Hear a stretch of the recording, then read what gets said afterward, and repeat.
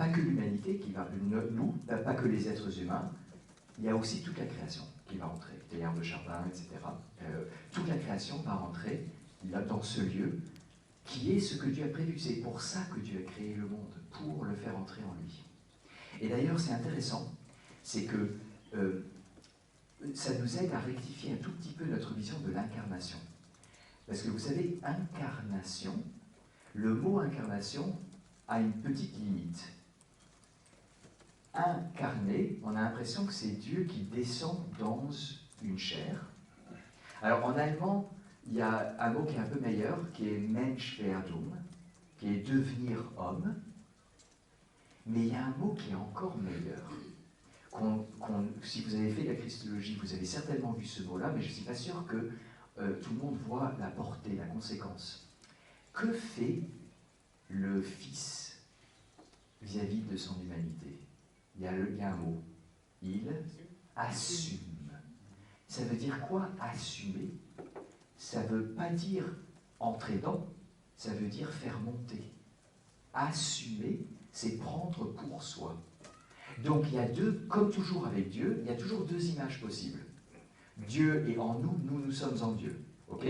Mais l'incarnation, c'est possible de dire Dieu vient en nous, dans une humanité, mais c'est aussi possible, et probablement plus juste, de dire le Fils éternel prend en lui, et donc dans les relations trinitaires, l'humanité.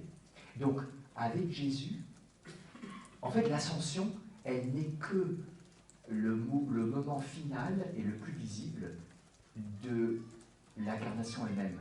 Elle n'est rien de nouveau.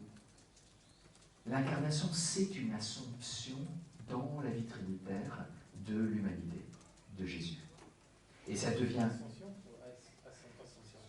Qu'est-ce que j'ai dit? Ascension, mais est-ce que c'est l'ascension? Non, alors, parce que l'ascension, le sujet, c'est le Christ. L'assomption de l'humanité, le sujet, c'est le Verbe. Et l'assomption de Marie, le sujet, c'est Dieu. Donc, il y a deux assomptions et une ascension, mais il y a une assomption qui concerne Marie, et il y a une assomption qui concerne Jésus, c'est-à-dire quand le Fils assume son humanité. Dans les deux cas, Marie et l'humanité, c'est de l'humanité, et le sujet de l'assomption, le sujet de chacun, c'est toujours Dieu. Bon, je vais le redire de manière peut-être plus posée. Marie, comme c'est un être humain, est assumée par Dieu.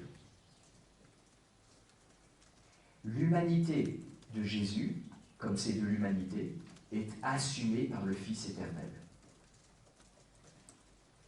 Mais Jésus-Christ, qui est le Fils éternel incarné, c'est lui qui fait son ascension. Mais cette ascension, qu'est-ce que c'est que la nouveauté de l'ascension? C'est que ça fait entrer une humanité dans la vie trinitaire. Et ce n'est pas nouveau, parce que c'était déjà le cas avec l'incarnation, en tant qu'assomption. Donc l'ascension n'est que le point d'orgue, le point final d'un mouvement qui a commencé avec l'incarnation, c'est-à-dire avec l'assomption de l'humanité. Et de fait, l'ascension de Jésus-Christ est une assomption complète de l'humanité en Dieu. Ça, je répète encore cette dernière phrase. L'incarnation, c'est l'assomption de l'humanité par le Fils, et l'ascension, c'est l'assomption définitive et complète de cette même humanité.